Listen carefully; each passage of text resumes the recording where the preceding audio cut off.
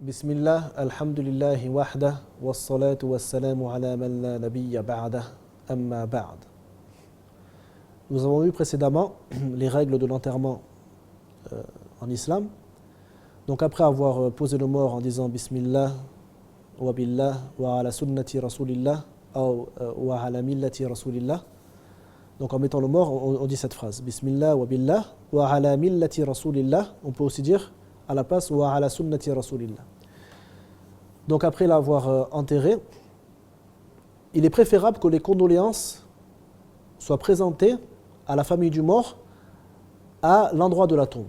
Donc les gens leur présentent leurs condoléances à cet endroit-là. Et il ne faut pas que la famille reste par exemple à la maison du mort pour qu'on leur présente leurs condoléances, comme cela est fait dans certains cas. Ceci n'est pas préférable. Les condoléances doivent être présentées à la tombe, au moment où on enterre le mort, où les gens peuvent venir visiter la famille de la personne décédée et leur présenter leurs condoléances. La sunna est que les condoléances doivent être présentées pendant 3 jours. On ne doit pas venir présenter les condoléances à la personne en deuil après 3 jours, car cela renouvelle sa peine.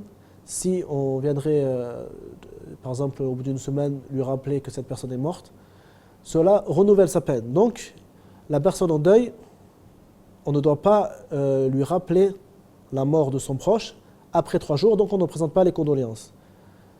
Les savants ont cependant fait des exceptions. Par exemple, celui qui était en voyage et qui vient de revenir de voyage 1 semaine après la mort de cette personne et qui est proche aussi donc de la personne en deuil, il peut dans ce cas-là lui présenter ses condoléances.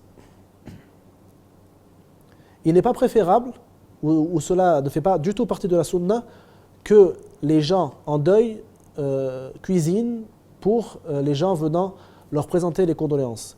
Mais au contraire, il faut que les gens qui viennent présenter les condoléances donnent de la nourriture à la personne en deuil. Et ils doivent insister si la personne refuse, afin que la personne en deuil n'ait pas besoin de se fatiguer, de faire des efforts pour pouvoir manger. Wallahu a'lam.